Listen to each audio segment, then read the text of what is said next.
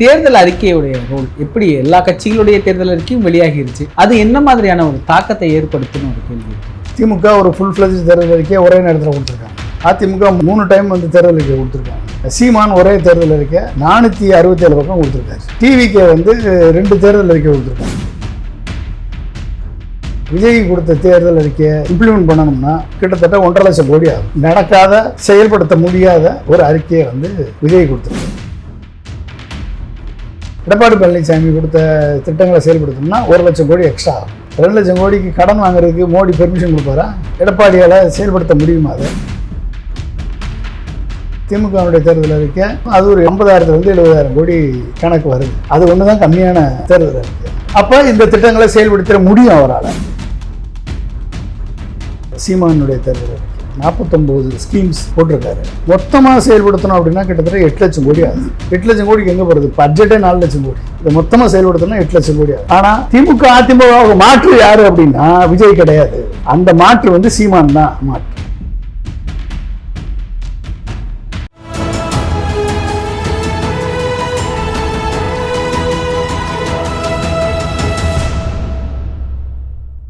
தமிழரம் நேயர்களுக்கு வணக்கம். இன்று நம்மிடையே அரசியல் விமர்சகர் மற்றும் விஞ்ஞானி டாக்டர் வி பொன்ராஜ் அவர்கள் இணைந்துள்ளார்.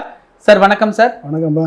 இந்த தேர்தல் அறிக்கையுடைய ரோல் எப்படி எல்லா கட்சிகளுடைய தேர்தல் அறிக்கையும் வெளியாகிருச்சு, அது என்ன மாதிரியான ஒரு தாக்கத்தை ஏற்படுத்துன்னு ஒரு கேள்வி இருக்குங்க சார். தேர்தல் அறிக்கை நான் ஃபுல்லாக ஒவ்வொன்றா பார்த்துருக்கேன். நான் திமுக ஒரு ஃபுல் ஃப்ளெஜ் தேர்தல் அறிக்கையை ஒரே நேரத்தில் கொடுத்துருக்காங்க. அதிமுக 3 டைம் வந்து தேர்தல் அறிக்கை கொடுத்துருக்காங்க. சீமான் ஒரே தேர்தல் அறிக்கை 467 பக்கம் கொடுத்துருக்காரு.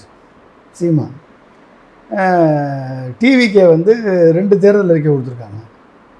இதெல்லாம் பார்த்து மொத்தமாக கன்சாலிடேட் பண்ணிங்கன்னா கீழேருந்து நீங்கள் வந்தீங்கன்னா அதை விஜய் கொடுத்த தேர்தல் அறிக்கையை இம்ப்ளிமெண்ட் பண்ணணும்னா கிட்டத்தட்ட 1.5 லட்சம் கோடி ஆகும். 1.5 லட்சத்துலேருந்து 2 லட்சம் கோடி ஆகும். ஏற்கனவே 1 லட்சம் கோடி ஃபிஸ்கல் டெபிசிட், 1.5 லட்சம் கோடி ஆகும். அப்போ 2 லட்சம் கோடி ஆகும். நடக்காத, செயல்படுத்த முடியாத ஒரு அறிக்கையை வந்து விஜய் கொடுத்துருக்காரு. அடுத்து எடப்பாடி பழனிசாமி கொடுத்த திட்டங்களை செயல்படுத்தணும்னா 1 லட்சம் கோடி எக்ஸ்ட்ரா ஆகும். அவர் ஏற்கனவே ஆட்சியில் இருந்தவர். அவர் கொடுத்த திட்டங்களை செயல்படுத்தணும் 3 அறிவிப்பு இருக்குது. ஃப்ரிட்ஜ் வரைக்கும் சொல்லிட்டாரு. அப்போ அதெல்லாம் செயல்படுத்தணும்னா ஏற்கனவே எக்ஸ்ட்ரா 1 லட்சம் கோடி ஆகும். ஏற்கனவே 1 லட்சம் கோடி ஃபிஸ்கல் டெபிசிட். இது சேர்த்தா எவ்வளோ ஆகும்? 2 லட்சம் கோடி. 2 லட்சம் கோடிக்கு கடன் வாங்குறதுக்கு மோடி பெர்மிஷன் கொடுப்பாரா? எஃப்ஆர்மி ஆக்டை தலைவரோடு கொடுப்பாரா? எடப்பாடியால் செயல்படுத்த முடியுமா? அதை சொல்லுங்கள். இல்லை பொருளாதாரத்தை உயர்த்துறதுக்குரிய அவருக்கு ட்ராக் ரெக்கார்டு ஏதாவது இருக்கா? ரெட்டை இன்ஜின் சர்க்கார் நடத்தி பிஜேபியோட ஆதரவோட 4.5 வருஷம் ஆட்சி நடத்தும் போதே 6% 7% அவரால் பொருளாதாரத்தை உயர்த்த முடியல. அவர் எப்படி கொடுப்பார்? அடுத்து திமுகவுடைய தேர்தல் அறிக்கை அவங்களுடைய ஏற்கனவே கொடுத்த ஃப்ரீபீஸோடு சேர்த்து 1000-ஐ 2000 ஆக்கியிருக்காங்க. 8000 ரூபாய்க்கு கூப்பன் அனௌன்ஸ் பண்ணியிருக்காங்க. இதெல்லாம் சேர்த்து பண்ணும்போது அது ஒரு 75,000 கோடி, 50,000-லேருந்து 70,000 கோடி கணக்கு வருது. அது ஒன்று தான் கம்மியான தேர்தல் அறிக்கை, திமுகவுடைய தேர்தல் அறிக்கை. அவர் இத்தனைக்கும் பொருளாதாரத்தை டபுள் டிஜிட் கொண்டாந்துட்டார். 11.19% கொண்டாந்துருக்காரு. இந்தியாவிலேயே வந்து தமிழ்நாடு தான் அந்த பொருளாதாரத்தை அச்சீவ் பண்ணிருக்கு. அது ஸ்டாலின் தலைமையில் அச்சீவ் பண்ணியிருக்கு. அவர் வந்து 75,000 கோடி கொடுத்துருக்காரு. அதே வந்து நாக்கு தள்ளுற மாதிரி போய் நிற்கும். அதை செயல்படுத்துறதுக்கே வந்து ரொம்ப கஷ்டப்பட்டு தான் பண்ண வேண்டியது இருக்கும். அப்போ அது பொருளாதாரம் உயர்றதுனால 3% ஜிடிபியில் 3% அதிகமாக வாங்கும்போது கடன் வாங்கக்கூடிய லிமிட் கூடும். அப்போ இந்த திட்டங்களை செயல்படுத்த முடியும் அவரால். அவர் வந்து இதை செயல்படுத்தணும் அப்படின்னா அடுத்த 5 ஆண்டுகளுக்கு பொருளாதாரத்தினுடைய வளர்ச்சியை 15% ஆகும். ஃபாரின் டைரக்ட் இன்வெஸ்ட்மெண்ட் 18 லட்சம் கோடி கொண்டாடணும்னு இலக்கு நிர்ணயிச்சிருக்காரு. ஏற்கனவே 12.5 லட்சம் கோடி கொண்டாண்டாங்க 5 வருஷத்தில். 18 லட்சம் கோடியிலேருந்து 20 லட்சம் கோடி ஈஸியாக அச்சீவ் பண்ண முடியும் அடுத்த 5 ஆண்டுகளில். அப்போ அதை வந்து பரவலாக தமிழ்நாடு முழுக்க ஒரு 5 மண்டலங்களாக பிரித்து அந்த 5 மண்டலங்களில் தொழிற்சாலைகள் உருவாகும் பொழுது இது வந்து ஒரு மிகப்பெரிய ஒரு வாய்ப்பாக அமையும். அது மட்டும் இல்லாமல் தற்சார்பு பொருளாதாரத்துக்காக அப்துல் கலாம் கொடுத்த புறா திட்டத்தை ஸ்மார்ட் வில்லேஜ் என்ற திட்டமாக உத்தமர் காந்தி மாதிரி கிராம திட்டம்னு ஒன்று அனௌன்ஸ் பண்ணியிருக்காரு. அதை பற்றி பெருசாக அவர் பேசலை. ஆனால் அவர் பேசினார் அப்படின்னா 12,500 கிராமங்களும் தற்சார்பற்ற கிராமங்களாக மாறும். அப்போ மாறும் பொழுது 3 லட்சம் கோடி வந்து பொருளாதாரத்தில் உள்ள தாக்க உருவாகும். ஏகப்பட்ட என்டர்பிரனர்ஸ் உருவாகும். ஒவ்வொரு கிராமத்துலேயும் 30லேருந்து 40 50 மாடுகள் கொண்ட ஒரு மாட்டு பண்ணை உருவாகும். ஆட்டு பண்ணை உருவாகும். ஆட்டு பண்ணை உருவாகும். அப்போ இது வந்து ஒரு மிகப்பெரிய மில்க் ரெவல்யூஷனை கொண்டு வருவதற்கான வாய்ப்பு இதன் மூலமாக உருவாகும். அது மட்டும் இல்லாமல் ஒவ்வொரு கிராமமும் செல்ஃப் சஸ்டைன்டு கிராமமாக, சஸ்டைனபிள் டெவலப்மெண்ட் வரக்கூடிய கிராமமாக, sustainable smart cities, smart villages, sustainable smart villages, நீடித்த நிலையான தொடர்ந்த வளர்ச்சியை கிராமப்புறங்கள் பெறக்கூடிய லெவலில் இது மாறும். இது வந்து திரு ஸ்டாலின் அவர்கள் அனௌன்ஸ் பண்ணியிருக்காரு. அதை தாண்டி முக்கியமான விஷயம் தேர்தல் அறிக்கையில் செல்ஃப் ஹெல்ப் குரூப், எம்பவரிங் த செல்ஃப் ஹெல்ப் குரூப் 5 லட்ச ரூபா மானியத்தோடு கொடுக்குறாரு லோனு. இப்போ 5 லட்ச ரூபா மானியத்தோடு கொடுக்கும்போதும் ஏற்கனவே 35,000 கோடி வருஷத்துக்கு 35,000 கோடி லோன் கொடுக்குறாரு செல்ஃப் ஹெல்ப் குரூப். இதில் 5 லட்ச ரூபா மானியம் கூட்டத்தோடு கொடுத்து அவர்கள் உற்பத்தி பண்ணக்கூடிய பொருட்களை அவர்களுக்கு அந்தந்த இடத்துல மெஷின்ஸ் எல்லாம் இருக்கும். நீங்கள் இப்போ ரா மெட்டீரியலை வாங்கிட்டு வாங்க, உற்பத்தி பண்ணுங்கள், பேக்கேஜ் பண்ணுங்கள், எடுத்துகிட்டு போங்க. இப்படிப்பட்ட ஒரு சிச்சுவேஷன் கிரியேட் பண்ணும்போதும் அந்த பொருளை சிவில் சப்ளைஸ் கார்பரேஷன் வாங்கி ரேஷன் கடையில் கொடுக்குற மாதிரியான ஒரு திட்டம் இருக்குது. இது வந்து ஒரு மிகப்பெரிய டிரான்ஸ்ஃபர்மேட்டிவ் பிளான். இதெல்லாம் அவங்க வந்து பேசலை, வெளியே வந்து சொல்லலை, வெளியே தெரியல. அது இதெல்லாம் வந்து அவங்க தேர்தல் அறிக்கையில் இருக்குது. அப்போ இதெல்லாம் வந்து ஒரு மிகப்பெரிய டிரான்ஸ்ஃபர்மேட்டிவ் பிளானாக மாறும். அப்போ கிராமப்புற பொருளாதாரம் மிகப்பெரிய லெவலில் வந்து இன்க்ரீஸ் ஆகும். அப்போ கிட்டத்தட்ட வந்து அது வந்து ஒரு ஃபீடர் டு $1 trillion எக்கனாமிக்கு ஒரு ஃபீடராக அமையாது. ஸோ இது வந்து திரு மு.க. ஸ்டாலின் அவர்கள் தலைமையிலான திமுகவுடைய தேர்தல் அறிக்கை. நான் டீட்டெயிலாக போகிறதுக்கு நேரம் இல்லை, நான் அதனால் சுருக்கமாக சொல்கிறேன். அடுத்து நாம் தமிழர் சீமானுடைய தேர்தல் அறிக்கை. அது வந்து 467 பக்கம் ஏதோ இருக்குது. மொத்தம் 49 ஸ்கீம்ஸ் போட்டிருக்காரு. இதில் மேஜராக எனக்கு கவர்ந்த விஷயம் என்னென்னா நீர் மேலாண்மை வந்து ஒண்டர்ஃபுல்லான பிளான் அவர் கொடுத்துருக்க பிளான். வாட்டர் ஹார்வெஸ்டிங் ஸ்ட்ரக்சர்ஸ், தடுப்பணைகள், அப்புறம் கிராமப்புறத்தில் இருக்கக்கூடிய எல்லாம், அதாவது கண்மாய், குளம், ஏரி, இது எல்லாத்தையும் வந்து சீர்படுத்தி கழிவுகளை எல்லாம் கலக்காமல் அதை ரீசைக்கிள் பண்ணி, பிளாஸ்டிக் ரீசைக்கிளிங், கழிவுகள் ரீசைக்கிளிங் இதெல்லாம் பண்ணி தண்ணியினுடைய கிரவுண்ட் வாட்டர் பொட்டன்ஷியலை இன்க்ரீஸ் பண்ணுறதுக்கு அவர் போட்டிருக்க ஒரு மிகப்பெரிய ஸ்கீம் வந்து ஒரு அருமையான ஸ்கீம். அடுத்து நீங்கள் எடுத்துக்கிட்டீங்க அப்படின்னா கிட்டத்தட்ட அவர் சொல்லியிருக்கக்கூடிய கல்வி அனைவருக்கும் இலவசம், மருத்துவம் அனைவருக்கும் இலவசம், குடிதண்ணீர் நீர் அனைவருக்கும் இலவசம் 3 சொல்லியிருக்காரு. அப்புறம் வந்து இந்த 3ஐயும் செயல்படுத்தணும்னா கிட்டத்தட்ட 3.5 லட்சம் கோடி வேணும். 3ஐயும் செயல்படுத்த முடியாத ஒன்றும் இல்லை, முடியும். ஆனால் கிட்டத்தட்ட 3.5 லட்சம் கோடி வேணும். புரிஞ்சுட்டிங்களா? அது மட்டும் இல்லாமல் நான் வந்து விவசாயத்தை வந்து தேசிய துறையில் அறிவிப்பேன், விவசாயத்தை வந்து ஆடு மாடு மேய்க்கிறவங்க எல்லாரும் அரசு வேலை அப்படின்னு சொல்கிறாரு.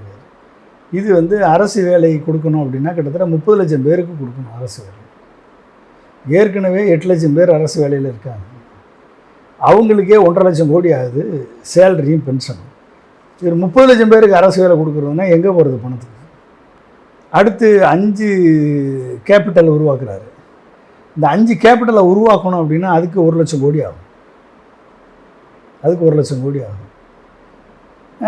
கிட்டத்தட்ட வந்து நீங்கள் வந்து அவருடைய ஒட்டுமொத்த செயல்பாடுகளை செயல்படுத்தணும். விவசாயத்தை கொண்டாடணும். டைரி ஃபார்ம், டென்மார்க் மாதிரி டைரி ஃபார்ம் கொண்டாடுவேன், நான் வந்து ஹெலிகாப்டரை விட்டு மாடு மேய்க்க விடுவேன், இப்படிலாம் சொல்லும் பொழுது அவர் வந்து என்னென்னா டென்மார்க் மாடல் நல்ல மாடல் தான். ஸோ அவர் சொன்ன திட்டங்களெல்லாம் நான் ஃபுல்லாக பார்த்தேன். இப்போ மொத்தமாக செயல்படுத்தணும் அப்படின்னா கிட்டத்தட்ட 8 லட்சம் கோடி ஆகுது. 8 லட்சம் கோடிக்கு எங்கே போகிறது? பட்ஜெட்டே 4 லட்சம் கோடி. இதை மொத்தமாக செயல்படுத்தணும்னா 8 லட்சம் கோடி ஆகும். Very ambitious long term plan வச்சுருக்காரு. ஆனால் எக்ஸிக்யூஷனில் ஃபெயிலியர். எக்ஸிக்யூஷன் வந்து பண்ண முடியாத அளவுக்கு ஃபெயிலியராக இருக்குது. அவருடைய விஷன் வந்து ஒரு தனி நாடு கிடச்சி ஃபாரின் டைரக்ட் இன்வெஸ்ட்மெண்ட்டெல்லாம் இவர் சொன்னதுபடி போட்டால் வரவே வராது. எஃப்டிஏ வராது உள்ள. எஃப்டிஏ வராமல் நீங்கள் எங்கே போய் பணத்தை ஜென்ரேட் பண்ணுவீங்க? பணத்தை ஜென்ரேட் பண்ணி அதை கரெக்டான இடத்துல டிப்ளாய் பண்ணால் 1.5 கோடி பேருக்கு வேலை கொடுக்கலாம். ஆனால் எஃப்டிஏ வராத அளவுக்கு உங்களுடைய பாலிசிஸ் இருந்துச்சுன்னா எப்படி எஃப்டிஏ உள்ள வரும்? இப்போ லாங் டேர்ம் விஷன் உள்ள பாலிசி சீமானுடைய பாலிசி, ஆனால் எக்ஸிக்யூஷன் ஃபெயிலியர். இதை வந்து நீங்கள் வேற ஒன்றும் இல்லை, ஆர்கானிக் ஃபார்மிங் நாங்கள் ஃபுல்லாக போயிடுவோம், நாங்கள் வந்து மொத்தமாக ஆர்கானிக் ஃபார்மிங் போவோம். ஸ்ரீலங்கா மொத்தமாக ஆர்கானிக் ஃபார்மிங் போச்சு, தெருவுக்கு வந்துருச்சு. ப்ரொடக்டிவிட்டி வராது, உற்பத்தி குறையும், அதனால் விவசாயிகள் பாதிக்கப்படுவாங்க, இம்போர்ட்டை நம்பியிருக்க வேண்டிய சூழல் ஏற்படும், அதனால் விலைவாசி உயரும். இது வந்து ஸ்ரீலங்காவில் நம்ம பார்த்தோம். நம்ம சிக்கிம் அதில் வந்து வெற்றி பெற்றிருக்கு அப்படின்னு அவர் அறிக்கையிலே சொல்லியிருக்காரு. ஆமாம், சிக்கிம் பார்சியல் சக்ஸஸ். எப்படி சக்ஸஸ்ஸு? ஏன்னா சிக்கிம் மலைப்பிரதேசம், மலைப்பிரதேசத்தில் பெஸ்டெல்லாம் கம்மி, பெஸ்டிசைடு கம்மி. ஒன்று. ரெண்டாவது, அங்கே வந்து high value crops, cardamom, coffee, plantation, இந்த மாதிரி கிராப்ஸ். ஹை வேல்யூ கிராப்ஸுக்கு வந்து பெஸ்டிசைடோ ஃபெர்டிலைசரோ அதிகமாக போட தேவையில்லை. ப்ரீமியம் ப்ரைஸ் கிடைக்கும் போதும் அதனுடைய ப்ரொடக்டிவிட்டி குறைஞ்சாலும், ஸ்டேபிளாக வருமானம் ஸ்டேபிளாக இல்லைனாலும் ப்ரீமியம் ப்ரைஸ் இருக்கிறதுனால அது சக்ஸஸ்ஃபுல்லாக ஓரளவுக்கு பார்ஷியல் சக்ஸஸ் ஆச்சு வழிய, நீங்கள் ஸ்டேபிள் கிராப்பான ரைஸுக்கும் பேடிக்கும் ஆர்கானிக்கில் போவீங்கன்னு சொன்னீங்கன்னா நம்ம ப்ரொடக்டிவிட்டி கீழே போயிடும். தமிழ்நாடு மாதிரி மாநிலங்களில் அதை அந்த மாநிலம் cannot be replicated across all the state. அதனுடைய ஜியாகிரஃபி வேறு, அதனுடைய நிலப்பரப்பு வேறு, அதனுடைய மக்கள் தொகை வேறு, அதனுடைய கிராப் பேட்டர்ன் வேறு. தமிழ்நாடுடைய கிராப் பேட்டர்ன் வேறு. அப்போ ஒட்டுமொத்தமாக நம்ம வந்து நான் சிக்கிம் மாதிரி நான் பண்ணிடுவேன், நான் வந்து வெளிநாடு மாதிரி பண்ணிடுவேன். வெளிநாட்டில் இன்றைக்கி யூரோப்பியன் யூனியன் வந்து ஹைப்ரிட் மாடல் தான் அடாப்ட் பண்ணுறான். எந்த கிராப்புக்கெல்லாம் வந்து ஆர்கானிக் ஃபார்மிங் பண்ணணுமோ அதெல்லாம் ஆர்கானிக் ஃபார்ம். எந்த கிராப்புக்கு வந்து ரைட் யூசேஜ் ஆஃப் இன்ஆர்கானிக் ஃபெர்டிலைசரோ பெஸ்டிசைடோ ரைட் யூசேஜ், எந்த பாம்புக்கு ஹை வேல்யூ ஃபெர்டிலைசரோ ஹை வேல்யூ பெஸ்டிசைடு யூஸ் பண்ணணுமோ அதுக்கு யூஸ் பண்ணுறாங்க. அப்போ மிக்ஸ்டு ஃபார்மிங் தான் யூரோப் மாடலுடைய சக்ஸஸ். அப்போ அதில் வந்து இவருடைய திட்டம் வந்து ஒட்டுமொத்தமாக நான் ஆர்கானிக் ஃபார்மிங் போகிறேன்னு சொல்கிறது ஃபெயிலியர். அடுத்து நீங்கள் டெய்ரி ஃபார்ம் எடுத்துக்கோங்க. டெய்ரி ஃபார்ம் நான் வந்து ஆடு மாடு மேய்க்கிறவங்களாம் அரசு பண்ணி கொடுப்பேன் அப்படின்னு சொல்கிறதே வந்து ஒரு தவறான எக்கனாமிக்ஸ். ஓகே, அப்போ அந்த எக்கனாமிக்ஸு வந்து இன்றைக்கி டென்மார்க்குடைய டைரி சக்ஸஸ்ஃபுல்லாக வந்திருக்கு. டெய்ரி ஃபார்ம் வந்து டென்மார்க் மாடல் வந்து கவர்மெண்ட் வேலை கொடுக்குற மாடல் கிடையாது. டென்மார்க் மாடல் வந்து கார்ப்பரேட் மாடல். அவன் என்ன பண்ணியிருக்கான்னா கிட்டத்தட்ட 7,000 ஃபார்மர்ஸ், 7,000 8,000 ஃபார்மர்ஸை ஒவ்வொருத்தருக்கும் தனித்தனி கவு கொடுத்து ஃபார்ம் மாடலை கொடுத்து அந்த அந்த அர்லா கோஆப்ரேட்டிவ் சொசைட்டியை உருவாக்கி அதில் வந்து பார்ட்னர்ஷிப் ஆக்கி அவங்கள ஃபார்மர்ஸை பார்ட்னர் ஆக்கிட்டான். இன்றைக்கி 1.5 லட்சம் கோடி பிஸ்னஸ் 15.5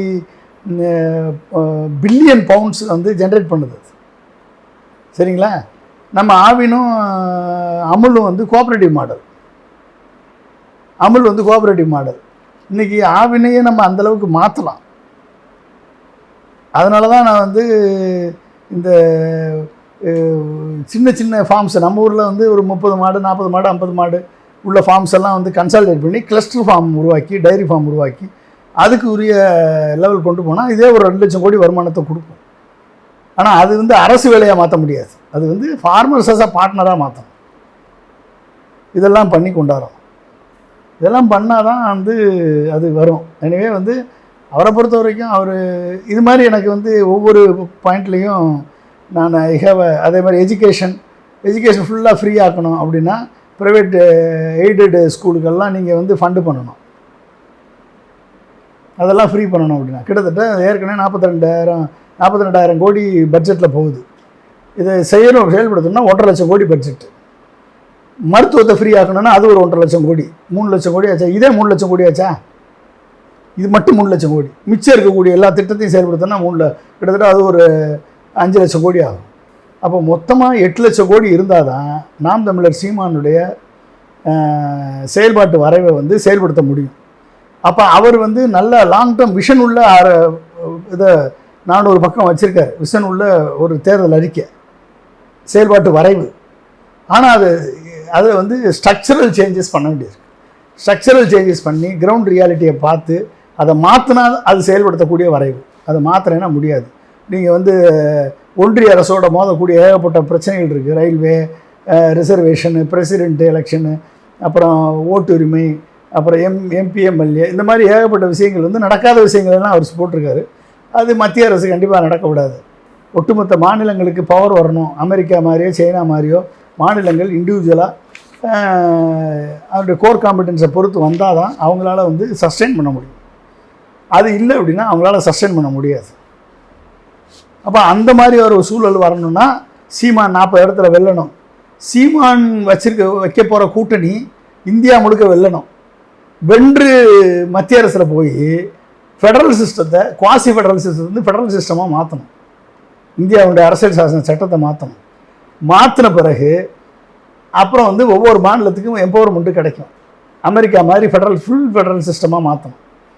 சைனா மாதிரி ஃபுல் ஃபெடரல் சிஸ்டமாக மாற்றணும்.